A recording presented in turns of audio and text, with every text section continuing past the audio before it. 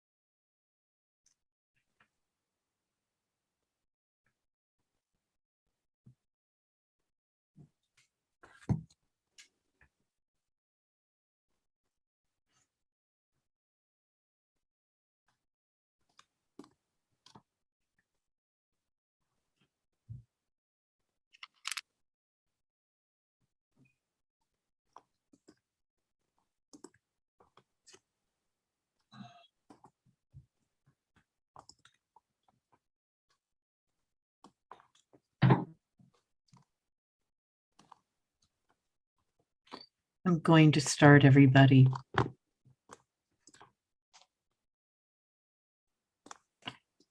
Good morning from New York City at Columbia University's Harriman Institute.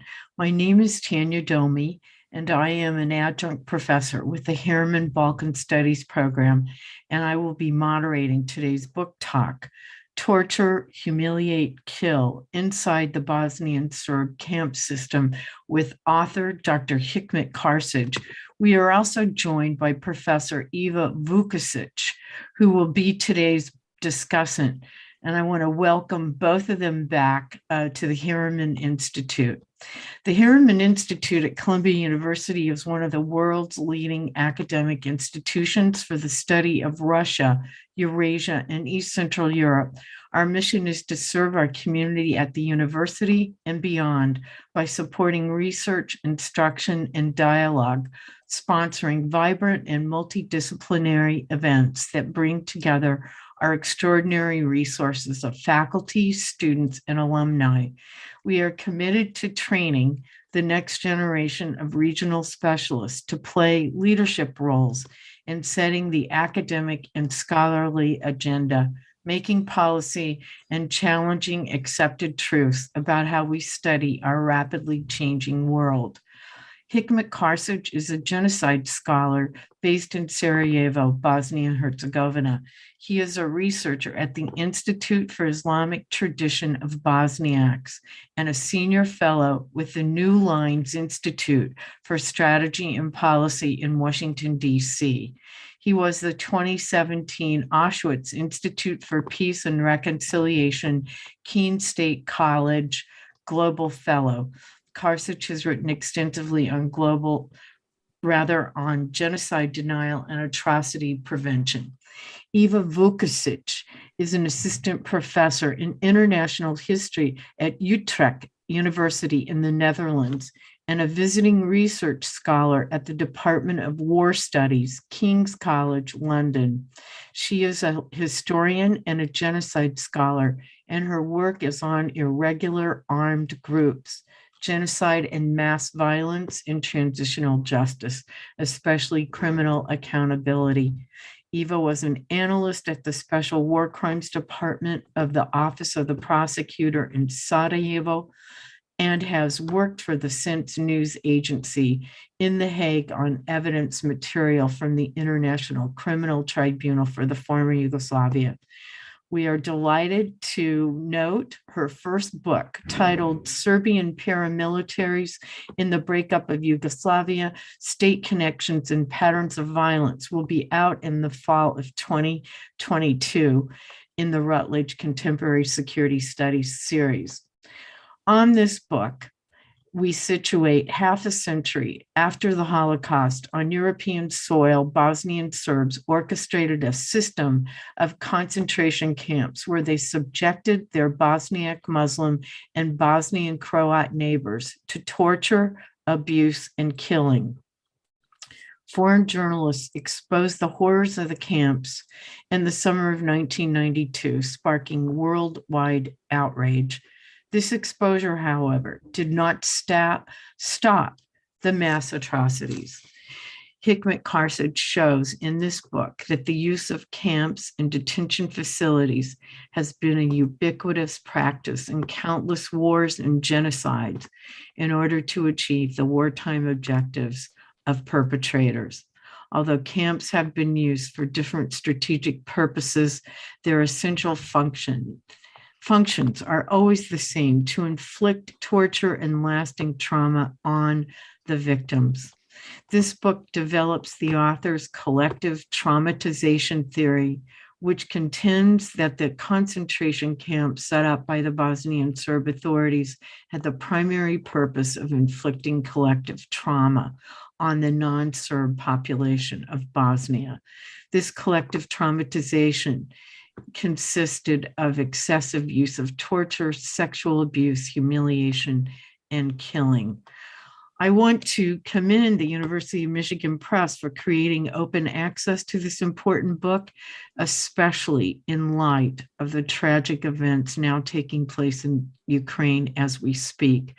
This platform provides easy access to the text and provides resources, including digital maps, graphs, photographs of the camps, and citations. We have already dropped a link to the book into the chat for our audience. Hikmet will be making remarks about this book, and Eva will offer her comments on the book and engage in a discussion about the details, the important details. Please submit your questions in the chat by our Zoom participants. Now over to you, Hikmet.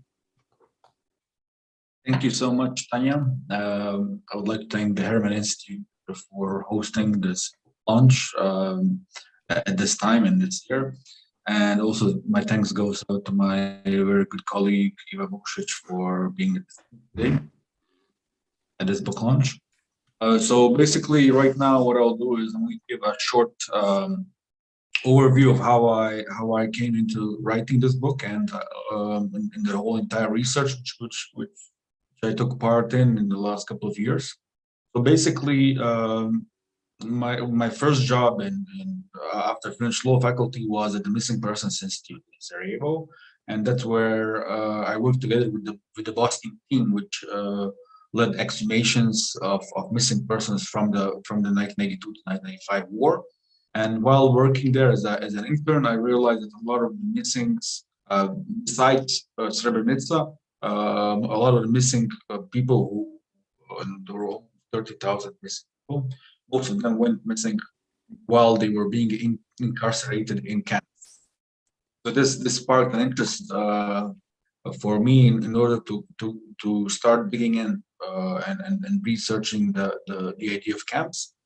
And later on, a large project called Mapping Detention Camps in Bosnia was on roll in Bosnia and the whole region, led by the Humanitarian Law Foundation in Belgrade, led by Nataša Kandić. So that's where I worked for almost a year in Sarajevo, leading a team of 4 researchers researching camps which were all over Bosnia, and which were held by all different sites of the war. So this is when researching and coming and getting this large pile of evidence and witness statements that I started reading more in-depth witness statements and gathering court materials. That's when I realized that in the case of Bosnian Serb authorities, there is a very interesting pattern. And later on, I did this for my PhD at the University of Sarajevo, at the International University of Sarajevo, where and this thesis actually is a converted version right now, published as a book. So that's the whole 10-year process basically since 2011, which lasted until finally this book came out.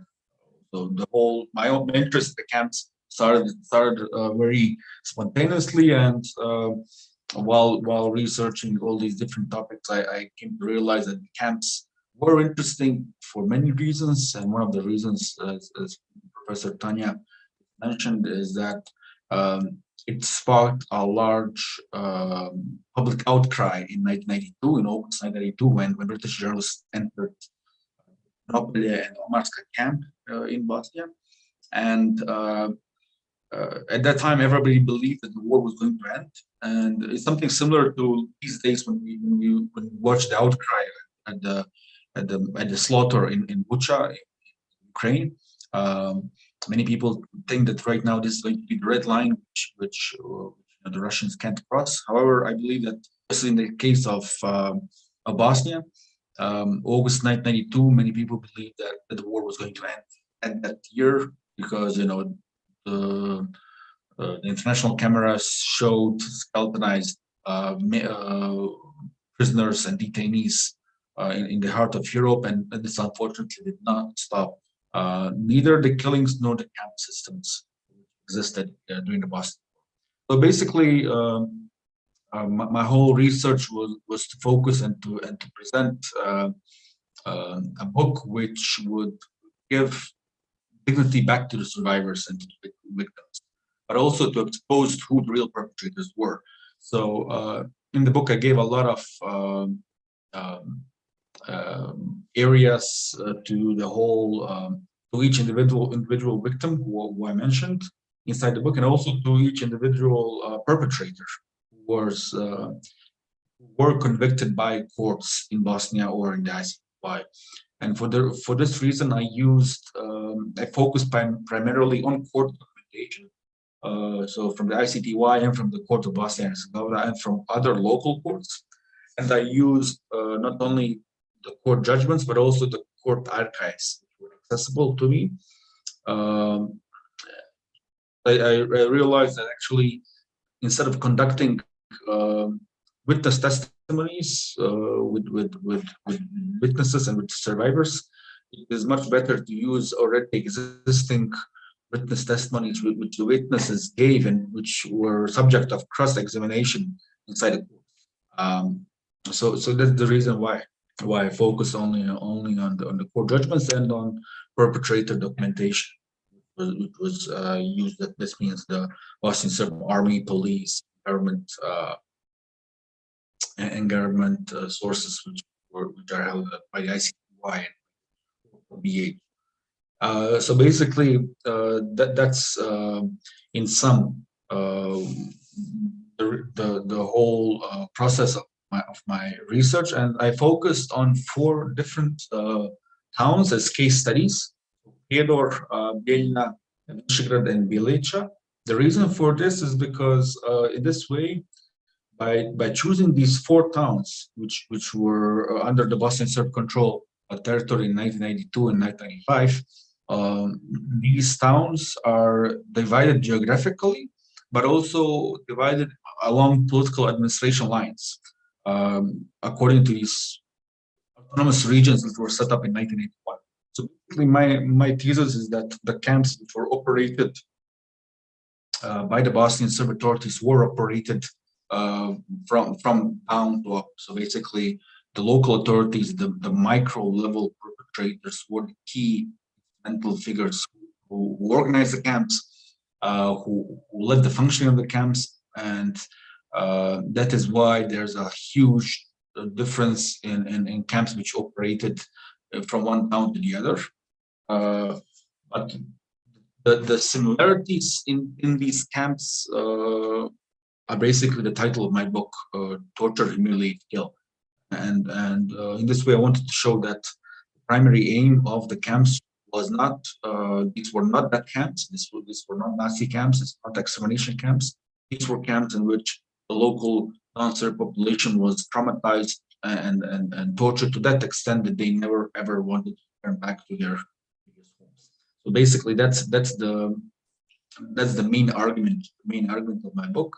And in one part, in the last part of my book, in the conclusions, I show demographic changes, which show the large, extreme demographic changes in all of these 4 different towns, where you can see a large demographic change of Bosniak populations inside of these towns. Yeah, so basically, in a nutshell, that's a short summary of my 5-year research, and now I would hand over to you, Tanya. Well, now, Eva, it's you have the microphone. We look forward to hearing your comments.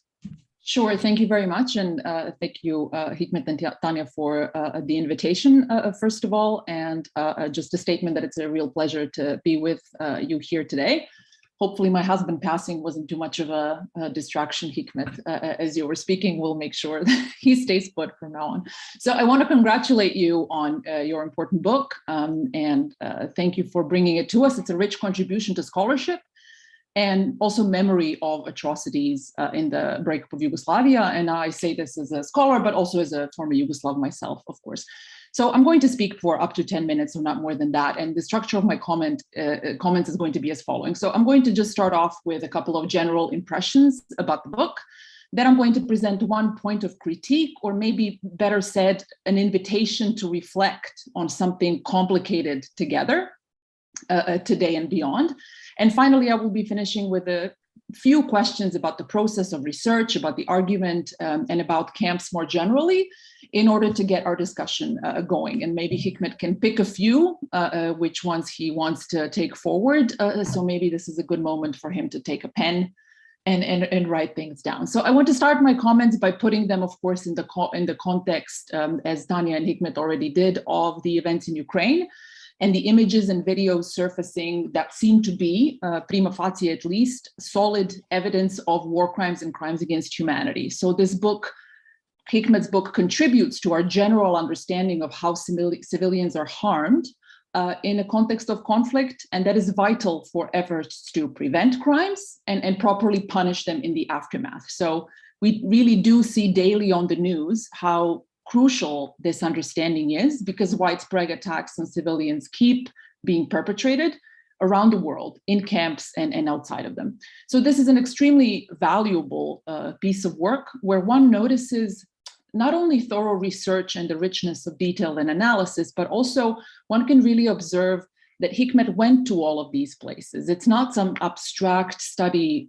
from afar. It's really in-depth knowledge and intimacy of sorts that is almost palpable. And I think this closeness, as a positive element of the book, can also be in some ways problematic. So maybe we can bring this back in the Q&A, this closeness to the topic and the spaces and the people that exist in it. So it's also written, and I think this is really notable, in a very accessible way. It's a scholarly book, but it's not limited to scholars. It's also written with empathy and with dignity for victims and survivors. Studying perpetrators and perpetration and using court or trial archives in several jurisdictions, the ICTY, but also in the judiciary of Bosnia and Herzegovina. So this is not particularly new, for example, in Holocaust studies, of course, but in the context of the former Yugoslavia, and I think Hikmet would agree, studying perpetrators is still quite rare. studying perpetrating systems, and perpetration is quite uncommon. And that's a shame given how much material actually is out there from these war crimes trials.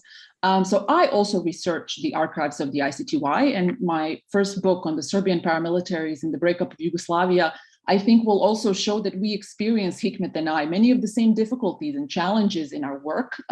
So I want to sort of set out one or two challenges of working with this archive at the ICTY now specifically.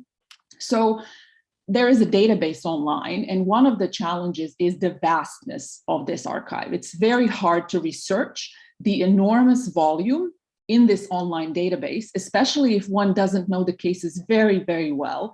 It's thousands and thousands and thousands of documents, almost 5,000 witnesses, 20 years of trials. There's a lot in there, and one needs to know what you're looking for. It's difficult to sort of casually browse the database. So this is one challenge, the vastness. And secondly, I would say much of it remains confidential material, redacted, inaccessible to researchers, with no clear path of it being released to the public. And this especially concerns materials about sort of high levels of state authority ties to the crimes. For example, the Stanišić and Simatović trial, some of your watchers or our audience might be aware of, is a notable example of a trial where a lot of important information is not available. So these archives, I think, should be exploited more, so to say, and studied more. And I also have an article coming out on the archives themselves this year in a journal. Hopefully that can help a little bit of just navigating that enormous material.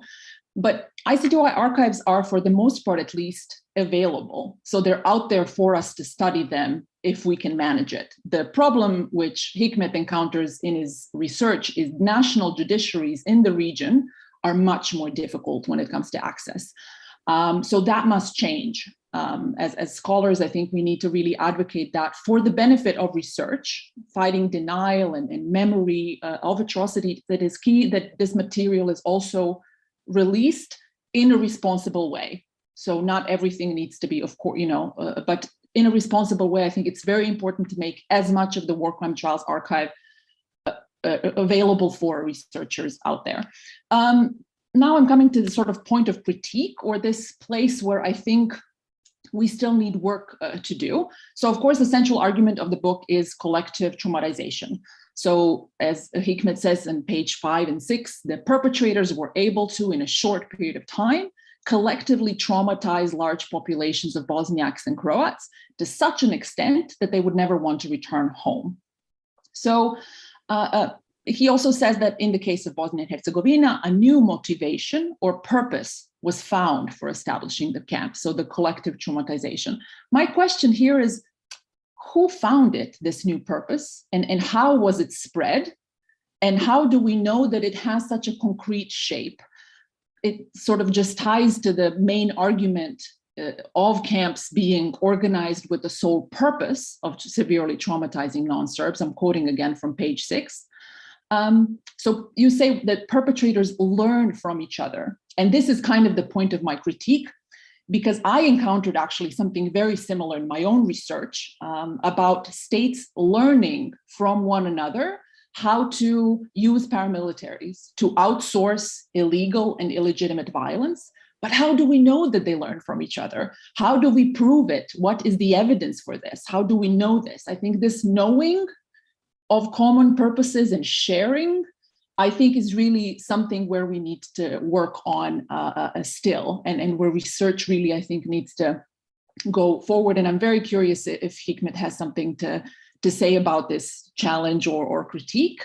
And finally, just a couple of questions to hopefully get us started.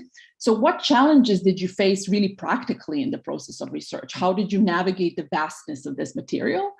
And secondly, also something that I'm interested in particular are, what does one do as a researcher or a historian with emotions that emerge during the process when one studies violence? Emotions of anger, emotions of sadness. How do we, as researchers, sort of keep them in check so they don't compromise our impartiality and intellectual rigor and independence? Just a couple of notes on arguments. do you remember the materials or the circumstances where you kind of came up with your main argument? You know, was there an aha moment where you just read some testimony or you read a document, it was just like, boom, that's it, it clicked? And maybe something that, of course, you elaborate in the book, but I'm sure not everyone has had a chance to read it yet. What are the differences between the violence in the camps? How did they emerge? How can you explain the kind of different ways in which victimization sort of plays out in the context of the camps? And just one kind of big picture question to end with. When you look at contemporary conflicts and sort of repression and human rights abuses globally, what do you think we should be researching when it comes to camps in particular as places of perpetration? Of course, we know that camps vary from context to context, but we also know, as your research also shows, but we know this from the Holocaust, that also within the same system, there's a lot of difference between these camps and places of detention. So I hope these comments were helpful to launch a fruitful discussion. And thank you very much again for your invitation. And Hikmet, again, congratulations on this very important book being out in the world. Over to you. Thanks, Eva. I managed to write down most of the questions, so I'm gonna start with the first questions. I mean, just navigate my way around and answer questions as they come and go. Yeah, so let's say that the issue with the databases and with the vastness was one of the key problems. I mean, I remember I think it was a Karčić trial judgment in the archives. I think I went through almost 10,000 different documents trying to find, because most of the issue with people who don't use the ICTY archives is that you cannot search within the text itself. So you can search the title document. So if you want to type, for example, camps inside the ICTY archive regarding the Karčić case, you'll get a number of documents. You won't get access to all the documents where the term camps is used.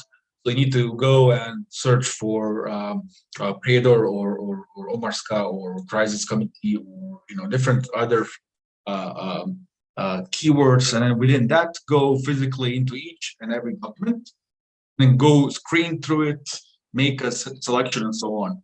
So basically, that's what I did for a few months at least for each case study, for each town which I did, for all the 4 towns. I had to go through the major. That's how I navigated myself. I took the most high-ranking positions, and I went from top to bottom because I had a separate Excel file where I kept the names and PDFs, judgments of the local perpetrators. Like in the case of Vichkari and Baba Chimchich and Atanask, which is low-level foot soldiers. But then I went up from Karčić, Mladić, Vijena, Plavšić, Krajić, and the Lukić brothers, of course, the most important, and then from Vasiljević, and then I went down as I went, and then I took the most important segments which were related to camps, wherever camps were mentioned, like Vilna Vlas, whatever, put it in a separate document or write down the page number of each of these judgments, and then from there I had to select what was most important for the whole thing. Now, while I was reading, so I had a large number of I don't remember right now. This is 2016, 2017, and I had a large number of pages of the different citations of witness reports and so on, all from the ICTY and court to PH judgments. And I think that this is when I had the aha moment, when I was reading, and that's when I realized that the camps were not primarily there to kill, because if you look at different, like if you look at Omarska or in Village, for example, you had people there for several months. The Serb guards could have killed each and every person in Omarska in May. Nobody would have known at the time. Like they didn't know for many other executions. But it didn't. I think they wanted to keep torturing and humiliating these people with the caps inside camps. For example, in Humiliate, there were around 30 men inside the police station. They were kept inside the camp, inside a police station from May to September. I mean, what the hell do you do with people so long? I mean, the only thing they did was come and beat people up every day, throw in tear gas and stuff like that. So you see that there was this pretty much very sadistic approach towards the prisoners, and that's when I realized that actually, in most cases, the Serb perpetrators in these camps did not even want to kill. They killed who they wanted in the first couple of days, the elite and so on. Whereas they just wanted to torture to that extent, they would finally die out by themselves. I believe that, for example, if Ed Viliami and Penny Marshall did not come to Omarska on the 6th of August, the mortality rate within Omarska itself would be much higher. For example, if the camps were discovered sometime in September or in October, then the mortality rate within the camps would be much higher, because the prisoners, the detainees inside of these camps in August were really in a really bad shape. Many of them died later on, and a large number of them still have, as a result of this collective traumatization, they still have trauma to this day. And that brings me back to the question of what made me research this topic at all. As a kid, I had a large number of contacts with people who survived Predator camps, because they came, these families were brought to Malaysia for medical treatment. And actually, I was playing with the kids of these former detainees. So this is the first time when I heard the terms Biala Kucha, White House, Omarska, Ternopolje, and so on, at these family gatherings and so on. So even at this time, even at those times, you see that most of these people had and still have a lot of trauma from those several months, from those 3 or 4 months in Omarska at that time. So yeah, I mean, the database was, I mean, there are so many more documents which I found later on once I finished writing the book, but it's just too much. And as one does, really, right? As one does. Hard to write the history of anything on 300 pages. So with the theoretical framework, with the conclusion, with everything else, it's really difficult. Regarding the question on collective trauma, how do we know who found it and who spread it? Well, first of all, there's no paper trail regarding camps. I mean, there is paper trail on the establishment of camps, on certain prisoners being brought in, but there's no paper trail stating torture the hell out of these prisoners. So, I mean, as you saw in genocides, you don't have a lot of these paper trails. But basically, what I saw was that the collective traumatization, actually the torture itself, was very similar from Prijedor to Bjelica. So from one end of the country to the other, you get this absolute same treatment of prisoners inside the camps. And so according to the results of the campaign, that's how I came into drafting this whole theory on collective trauma. In cases like Visegrad, where you have mass rape, and there are so many other towns which I unfortunately could not do, like Dvornik, like Foča, Doboj, Brčko, and so on. Which there's such more data on those towns itself, which show this level of collective traumatization. Basically, the end goal was that the Bosnian Serbs authorities managed to get what they wanted without statistically killing a lot of them. If you remember the Hague Tribunal, all of those, I think it was firstly in the Bergeron judgment, and later on in the other judgments, they said that the percentage of non-Serbs killed inside Prijedor does not constitute genocide because it doesn't make up a large part of the group. So that brings us to your question on on my sentence that perpetrators learn from each other. Actually, I put it, I think, in my last sentence in the book, in the conclusion, is that the statement by Bergeron, when he tells one foreign journalist, when asked about the existence of camps, he says, well, look, Stalin and Hitler had camps, so why can't we have camps as well? So in those cases, you can see that they actually knew about camps, and knew the effects of camps, knew what the camps were meant to be. And I didn't have time and space to go much more further, but in the case of Pedor, there are a lot of references to Jasenovac itself. So in the sense that you have certain areas where they say, now we're getting revenge for what the Ustasha did to us in the Second World War. This is again another totally different topic we can enter. But what is interesting is that the Second World War genocide against Serbs in Jasenovac was one of the main catalyzers for the mass atrocities and genocide committed in Pedor area and the Krajina area in 1992. How do we deal with emotions? No idea. Still, I mean, this leaves a huge emotional toll on a person, especially when you deal with when you read about people who you know or who your family knows. Especially that was the case with Visegrad and where my dad is from. And of course, it's really difficult, and to this day, it leaves a really huge toll to read about it and to write about it and so on.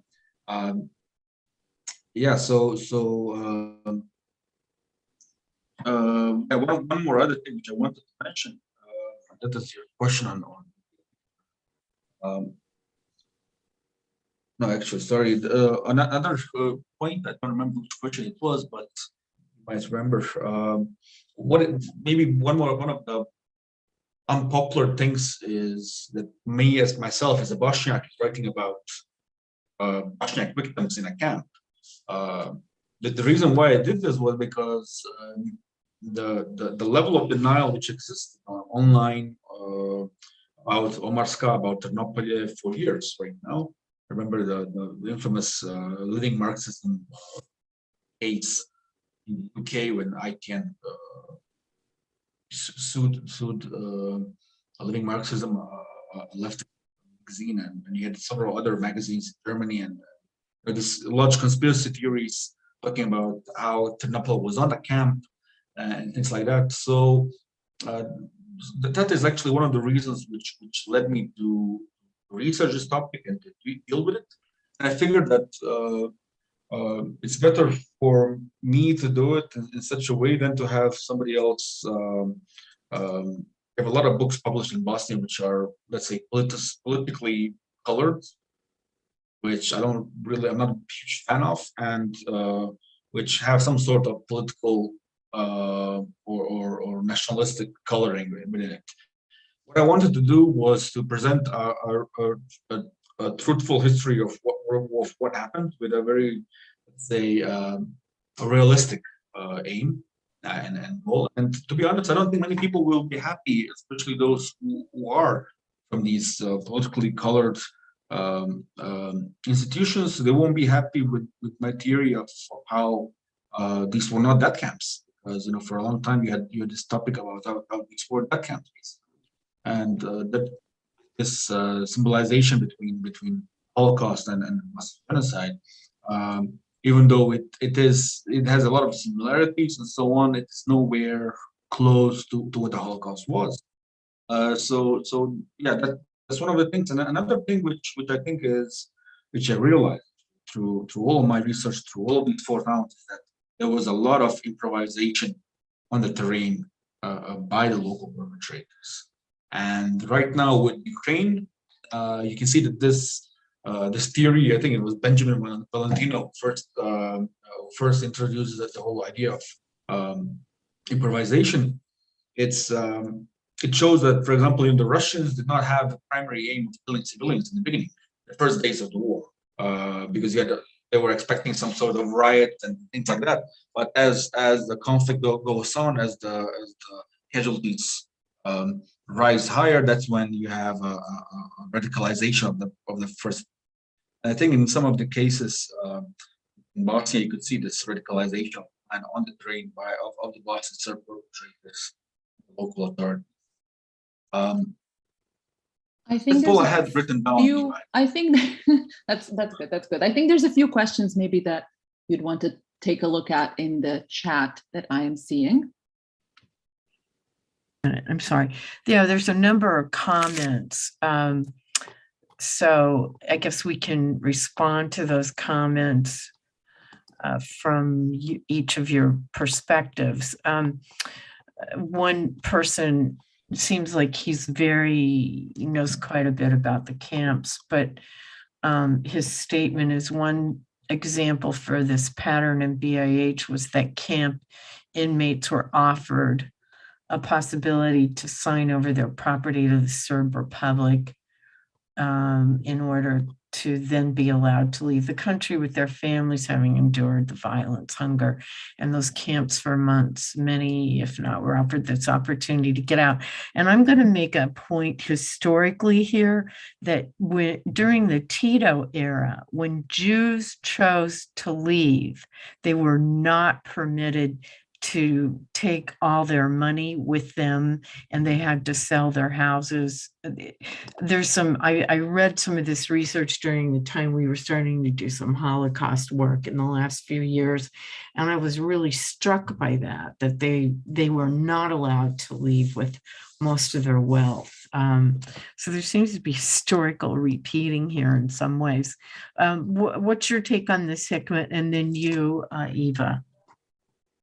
Yeah, definitely. There were a lot of these cases, especially in Tajna, in Prijedor, and in Bijeljina, where a lot of people, if they wanted to leave the towns clearly, of course under pressure, they had to hand over all of their property to the Bosnian Serb Camp.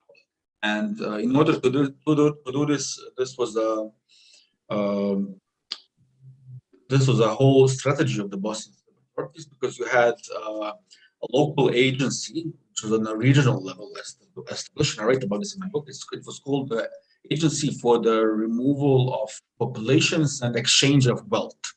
This was the official term of the official name of the agency, founded by the Autonomous Region of Krajina, IRK, and they actually had documents, formulas which you had to fill out, write the names of passport numbers and ID cards and so on of your whole entire families, of all your property in the Bosnian Serb Republic, and then hand it over to them in order to get the bus ticket to Zagreb. So yeah, this was one of the ways in which families were offered a safe passage out of the region, or it was basically a choice whether you wanted to hand over your apartment or be killed. So basically, a lot of these people chose to leave areas such as Prijedor, Banja Luka, and so on and so forth. Yeah, I just want to echo what Hikmet was saying. The ICTY saw a lot of evidence of a very organized effort by municipal authorities to extract wealth. It's common to see also, you could take up to 100 Deutschmarks, but not more. If you're leaving, you have to leave your house, your car, for example. So that's quite, I think that was quite common. And also, then once you finally got on the bus, it was not unheard of that the bus would also be entered by some soldiers, paramilitary, something, and then they would take whatever whatever you may still have been able to hide. And in fact, in some places in specific, and that's something that I write in my book about, the efforts to get that last bit off of fleeing people was really extreme. And there's women who described searches similar to gynecological exams for people looking for jewelry, for example. So it was very serious, it was very organized, and it was implemented from your house to your wedding ring. So this is really, I would say, part of the big picture of dispossession in this context.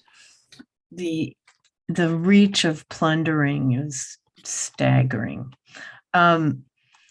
There's also a comment about thanking you both for this, well, Hikmet in this case, and soon to be you too, Eva, this interesting research. I am interested to know if anything has been done with perpetrators after they have gone through their sentence period. Have perpetrators been interviewed? Have there been involvement in some processes like CACHA and Truth Commission type of models in Rwanda, South Africa, and only locally, and have these type of models or processes been set up?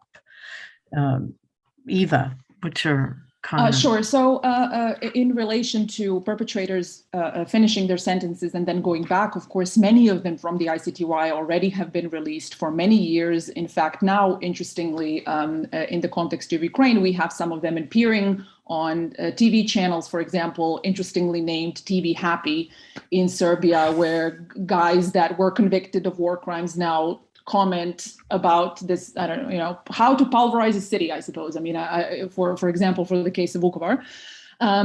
So I want to say that some interviews have been done. There's also been sort of critical work by BIRN. There were some projects on kind of trying to interview some people. There's also scholarly work. Barbora Hola, for example, and some of her colleagues have been working on sort of sentencing and post-sentence sort of lives. But overall, I think there's many people who go back into some sort of anonymity as well, and many don't necessarily want to talk to researchers that they don't consider politically friendly, so to say. So I think that's an obstacle. There's also a bunch of ethical, I think, obstacles for researchers to engage in this kind of work as well. So I think it's tricky. So, and not much, I would say, in terms of very critical scholarship but exists. But I will wonder what Hikmet would say to this. Yeah, I mean, actually, in the cases, there are no similar situations like in the Gacaca courts outside of commissions and so on. Actually, in Bosnia, started off with Mr. Vasiljevic, we came back in 2000. You have a totally different approach towards perpetrators, in which people who were convicted of mass atrocities were welcomed back as heroes by the local communities, and where they today take part in different public functions. For example, in the case of Bosanski Shamac, a town in North Bosnia, where one of my friends, Mirjana, is doing her PhD now. One of the ICTY perpetrators was convicted for war crimes there. Who was the head of the health clinic, the hospital in Bosanski Shamac. He came back after serving his sentence, and today he is again the director, head of the health clinic in Bosanski. So that gives you a short illustration of how the cases in Bosnia look. As Eva said, most of the other perpetrators are very regular attendees, not only on TV shows, but on poetry nights, on different. The other day, the Srebrenica municipality had a celebration. I read that. That's remarkable. Yeah. And one of the members, Scorpions unit, very brutal Ministry of Interior unit, which executed this infamous video of executions of 8 young men. He was sitting in the first row. So to be honest, I don't really know whether any sorts of these models could ever be set up. I think we have passed that line of any sort of peace and reconciliation efforts with the perpetrators in these cases. There were a few cases which are not publicly known, where people who were convicted for Srebrenica have expressed interest in visiting the Srebrenica Memorial, which is very interesting. It's a high-level Bosnian Serb army of officers who not directly take part in executions, but who logistically supported them. So that's interesting that these people have made contact with the Srebrenica Memorial, and that they have expressed their will to come and to visit the memorial. So there are some individual cases Just one note, finally, a footnote hit me. Olivera Simic conducted extensive interviews with the only woman who has been convicted at the ICTY, would be Biljana Plavšić. So that maybe is something that your or our audience member can look into. But overall, I would say interviews with perpetrators for research are, it's sparse. And I would add, there's a comment about if there'd been a Truth and Reconciliation commission type setup. No, there was an attempt to do so. It was called RACOM, and it was led by Natasha Kondic. It was one of the main organizers, who's the founding, executive director of the Humanitarian Law Center in Belgrade, was a big advocate, and a number of lawyers around the region joined, but there was a failure of governments to express any or commit to engaging on a reconciliation process. So that is yet to come about. Or not, given the realities of the political situation in the region.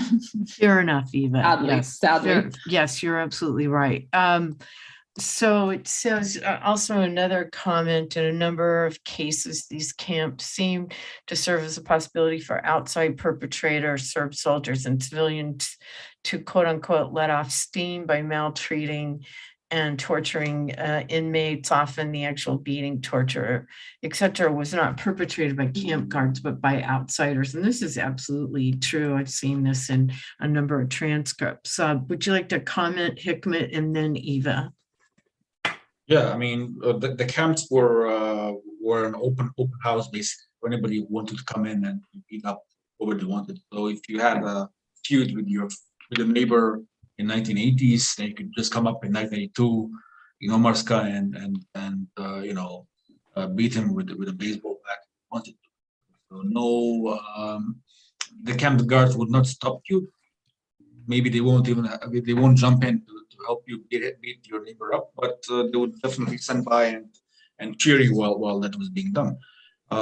There were several other cases where I call this the theatrical ceremonial executions, and one was very specifically related to Marska, where these individual executions of leading figures of the local Pedor community were executed publicly in front of hundreds of thousands of inmates.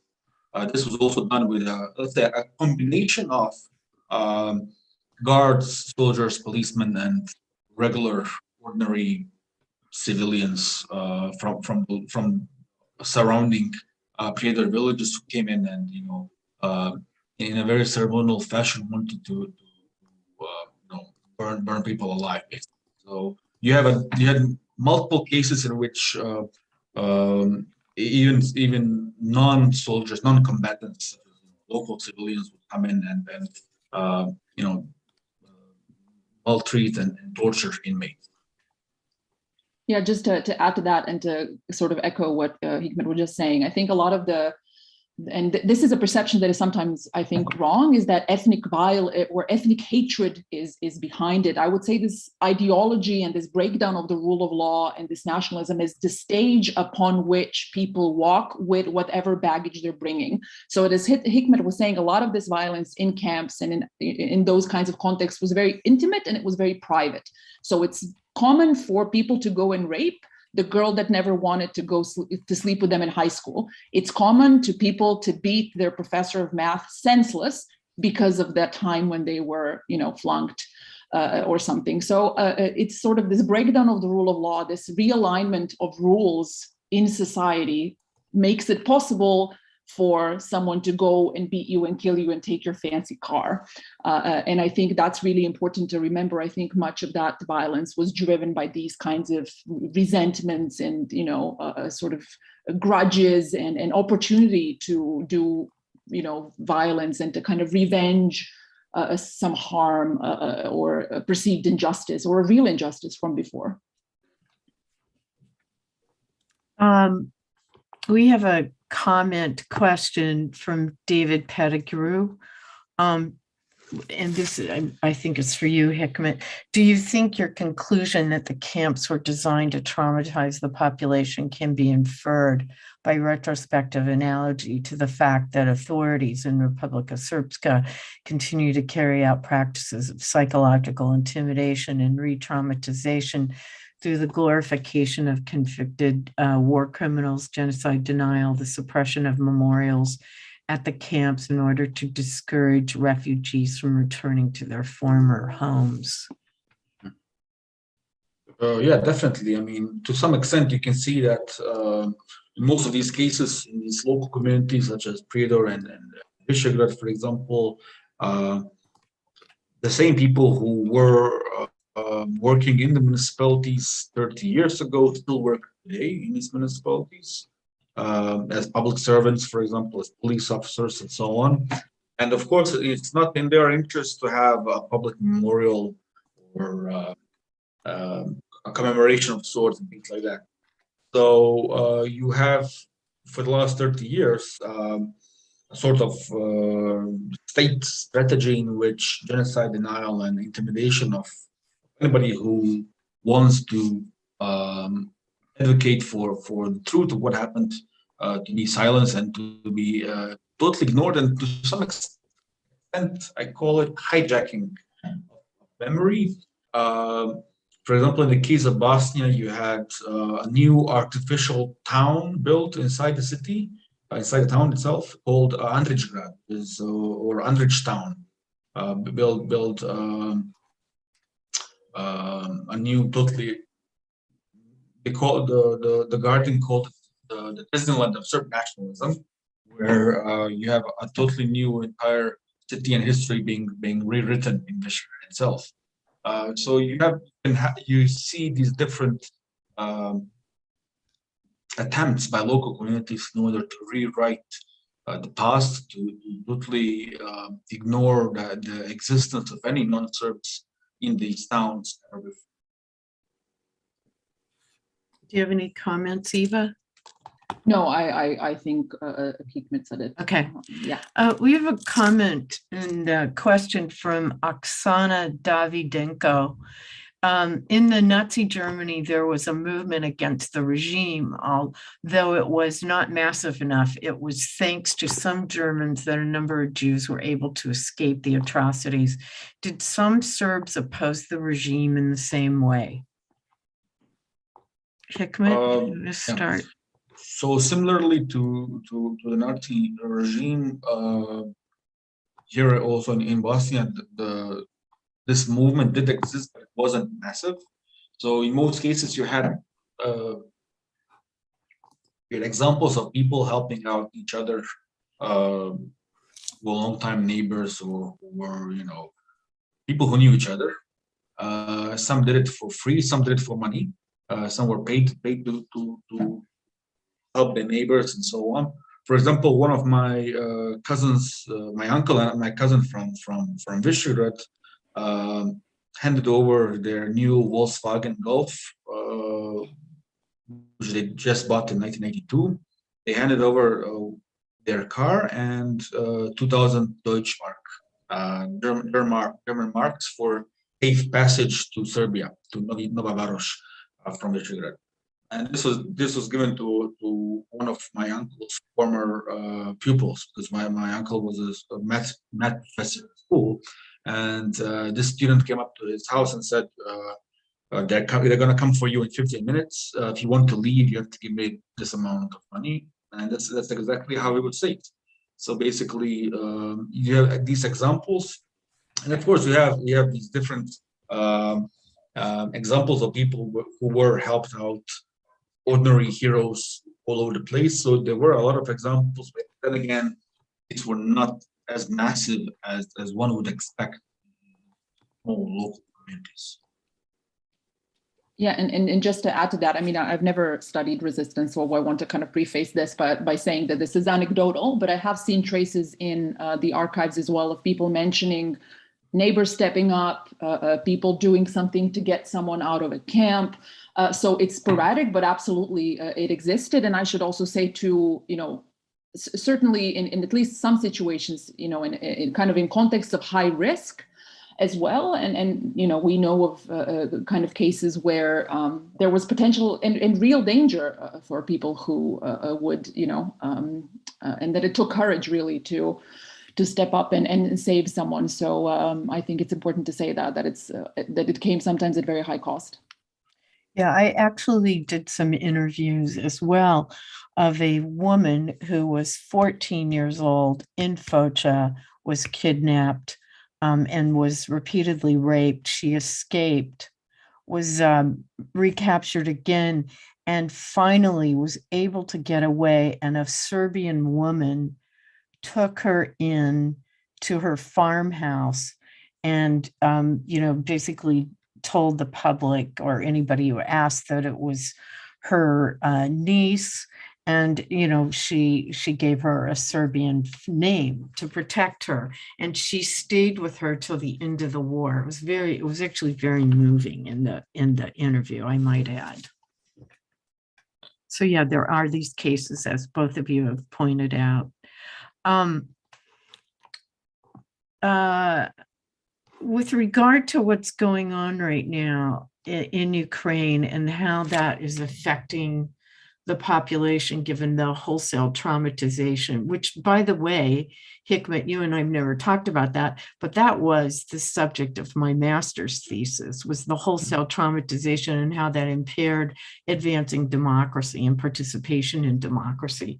I never even talked to you about it, but given all that is going on, and I was just in Sarajevo, as you know, and this was top of mind of everyone, top of mind about Ukraine and triggering people, these images, the reporting. It's just very, very difficult right now. Any insights on the situation in Ukraine and the concerns, you know, how this ties into the past? No? Yeah. Oh, I was waiting for Hikmet to start with kind of an on the ground, an on the ground sort of a perspective, but I can also start if you wish. Please. Right. So I want to, I'm of course not on the ground in Sarajevo, so my sense of what is going on there is limited. But one thing that I want to say with respect to Ukraine is that, of course, we are now seeing and are exposed to so much material that we just even can't digest when it comes to potential evidence for war crimes. And of course, with Russia's army being the kind of the perpetrating force behind, it seems, much of these violations, we don't have the same setup that we had as the ICTY. We don't have an obvious institution to go to. There's, of course, the ICC that is conducting an investigation. There's, of course, the Ukrainian judiciary, but all of this is kind of fragmented. And I want to say that at the end of the day, sadly, most perpetrators are not held accountable. And I hope Ukrainians know this and you know, are not disappointed, because even in the best case scenario, it's always just a drop in the bucket.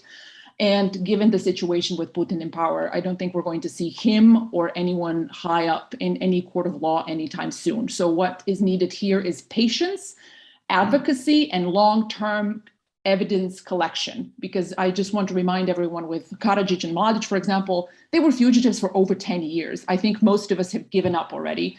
And then they came to court, and then the proceedings were done, and then they were convicted. So even if it seems impossible now, this is a long game to play, so to say. It might not be impossible in 10 years' time. So I think it's really crucial that Ukrainians are actively, and as they are, actively participating and seeking justice in ways that I think were, you know, something else 20 years ago.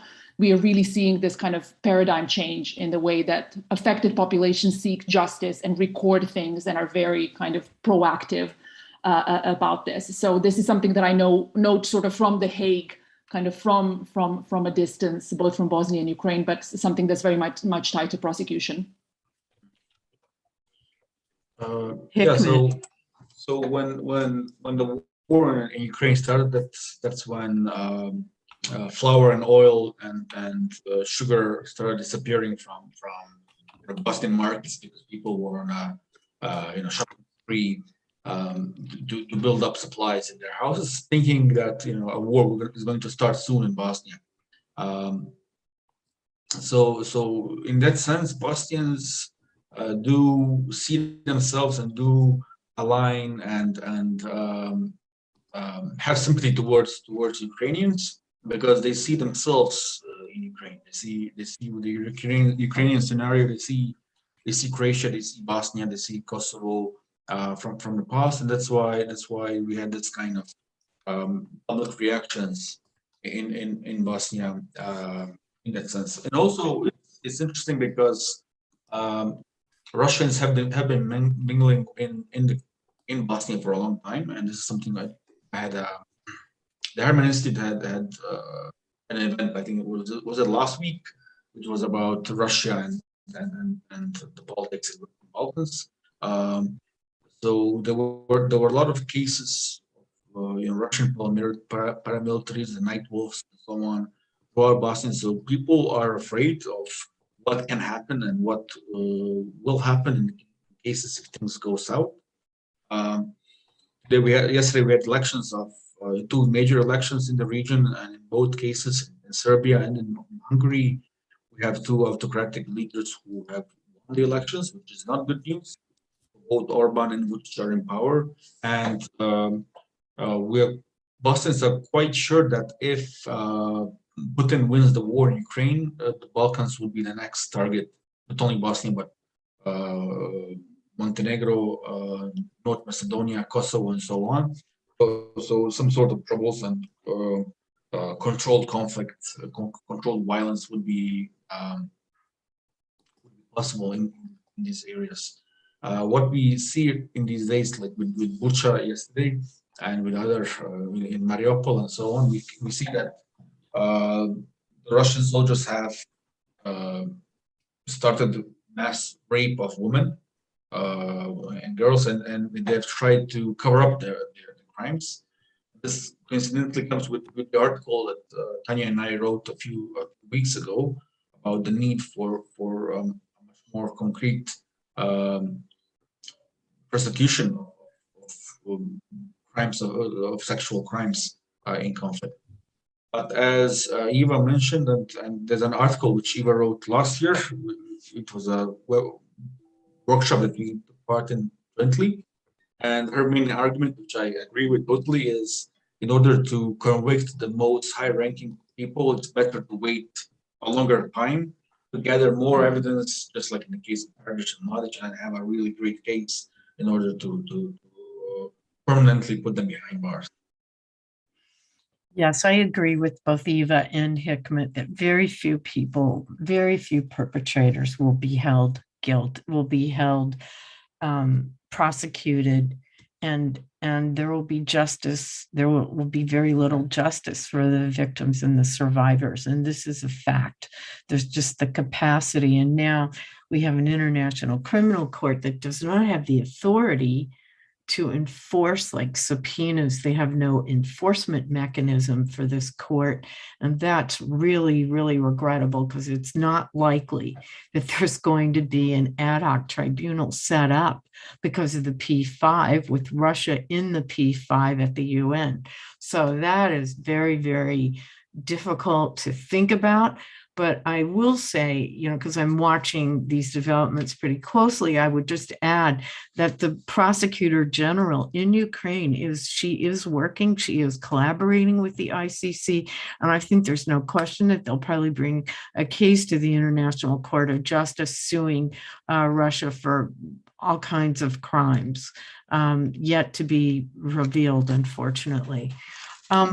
Just to say one thing, there's also several Eva. European states are also working through the network at Europol as well, and the Genocide Network as well, on setting up what they call kind of systematic investigations, and they're going to be sharing things and collaborating. I mean, from the experience from Syria as well, there's been a lot of expertise built up on digital evidence, kind of getting resources together, assessing these kinds of things, metadata, all of these kinds of things. There's expertise, and I think there is already kind of networks that are established where I think there's more monitoring and investigating of war crimes than we would have, seen years before in some other context. Yeah, I agree with that. PBS in the United States, Public Broadcasting System, has already announced they are doing a monitoring of human rights abuses. I'm just flabbergasted by it. And of course, I'm also inspired. It's a really wonderful development. There's more media doing this now in a very purposive way that I have not seen in the past. Do you agree with that, Eva?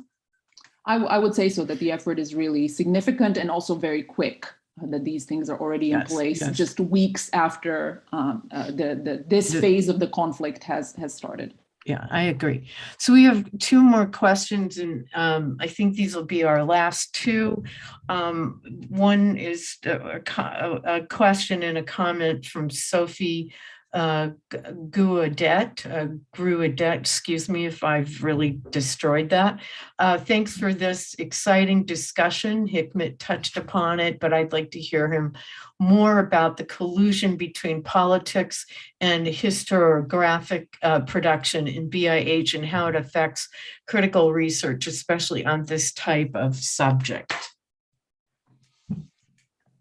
Yes, so the former Yugoslavia and with that Bosnia itself, the historiographical aspects were much more connected with mainstream politics and state politics, because Yugoslavia was a communist country for 50 years. You had state history, state policy, and state official historiography. With that, all of these successor states, which later on came out from Yugoslavia, had certain lines or let's call them historical waves inside of these countries, which had this line of interpretation of history. So we would call this some sort of revisionistic or revisionistic history of the past, and also a state level nationalistic history in which our soldiers are good, the other soldiers are bad.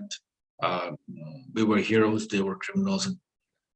So in these, let's say, all the Western Balkans, to write about one's crimes or a different version or a different interpretation of history can be very problematic and can be subject of and may in some cases in isolation from state institutions if you don't go in line with public or the state's interpretation of it. So yes, the connection between politics and historiography in these regions is very much so connected, and that's its main effect is that you don't have let's say a very clear freedom of expression of different your own opinions and your own interpretation of the past in these years.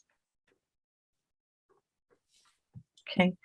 And our last question is from Fazana Ali. Thank you for this talk and for sharing experiences. I am not sure whether this is an appropriate question for the discussion, but I was curious about whether sanctions influence the perpetrators' behaviors in any way in the camps or outside of it. Sanctions, I'm not sure that's the right term, but please, what do you think? I can get started, and then maybe Hikmet can finish okay, because this is his book launch, and I think he should have the last word. So I think with regards to sanctions, I'm not sure if these are kind of economic sanctions, which are then concerning goods and things like that, in which case I'm not aware of any research that ties the two, and it sounds a bit like I'm not sure if I'm understanding it correctly. However, what also might be the meaning behind this is potential prosecution later down the line, in which case I have something to say about this. And for example, in the case of Bosnia, of course, The ICTY was established in 1993 and was kind of operational, I would say, in 1994, 1995. So I think the perpetrators from 1992 were not affected by it. The prospect, I mean, even today with so many courts and tribunals internationally, domestically, the prospect of you actually landing in court are kind of slim, I would say, statistically, if you are a perpetrator somewhere in the world. But in 1992, I think these people absolutely was not on the map. I think for Srebrenica, for example, in 1995, the ballgame may have been different. However, the ICTY hasn't really yet sort of gotten going in the proper sense. I would say the peak years are really the early 2000s, when it was full-on trials all the time and numerous perpetrators. So I would say this very much depends on kind of the crime and the context and the municipality that we're talking about. Kosovo, probably in the late 90s, was a different ballgame as well. So I think it depends very much on which town and which municipality we're talking about. But I think still, then as today, if you are a guard, if you are a mid-level commander somewhere and you're part of a large kind of widespread attack, I think people may be aware of it, but I don't think they're like actively afraid of prosecution. And that is because, as I already said, it's actually quite, it's unlikely that many perpetrators will actually ever be prosecuted. However, today, given the amount of attention and the numerous institutions looking at these crimes in Ukraine, but also elsewhere, I think the prospects may be a little bit higher. So at least we can imagine that many perpetrators are going to continue their lives after this and like look behind their shoulders every time that they want to travel, every time that their wife wants to, you know, go shopping, or they want to go to the south of Spain or Paris or wherever. If you're a higher level Russian military officer, you're going to be like, should I be really passing through that country or that airport? I think that kind of consciousness may be more in their minds now. I wonder what Hikmet thinks about this. No, you're absolutely right. The only thing I would add regarding 1982 is the fact that most of the perpetrators acted upon the Yugoslav criminal code. So they were focusing on the sanctions which existed. And maybe if they thought that even if they were sanctioned by some court, some local military court of the Yugoslav army or whatever, there's another very important thing to mention, that is the concealing of crimes and the concealing of bodies, actually.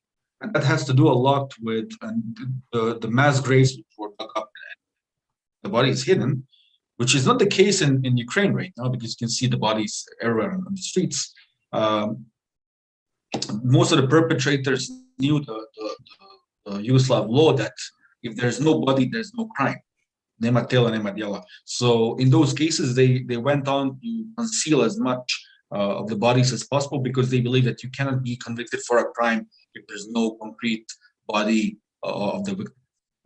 So yes, in that case, I believe, I totally agree with you, Eva, and I think that the whole situation today has drastically changed.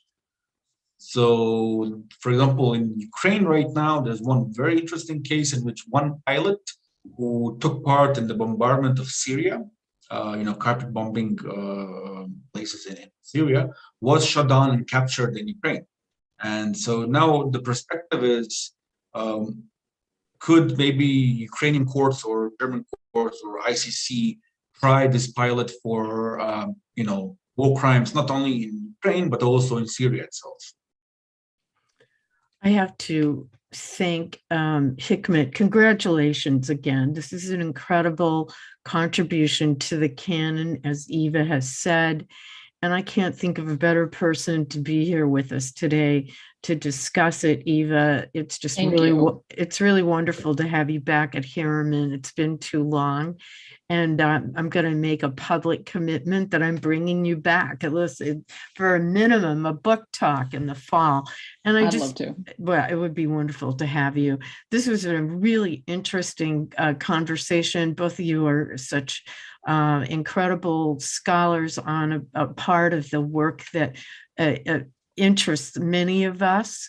It's sometimes, people think, well, what do you do? Well, I study genocide, and I think, oh my God, the table starts moving and dishes start moving on the table. But it is, I think, in thinking of and remembering and not allowing the erasure of those who suffered and died and perished, and our commitment to human rights and humanity. And I don't think there's anything more important to be talking about right now than that, given the circumstances what's now confronting Europe and the world. I also want to announce that we will be hosting a symposium on the 14th of April on genocide denial and its parallels to Holocaust distortion. Actually, Hikmet will be rejoining us for that symposium. It's really a unique gathering of scholars, and the keynote is by Menachem Rosensaft, who has debunked the two Milorad Dodik commissions that have attempted to undermine Srebrenica, calling it simply a crime and not the legal term that has been delivered by the court, that of genocide. So I want to thank my guests, and I want to thank the audience for your participation. This has been a great discussion, and we hope you'll return back to the Harriman Institute. Have a wonderful day wherever you are. Thank you. Thank you so much. Take care, everybody. Bye-bye. Bye.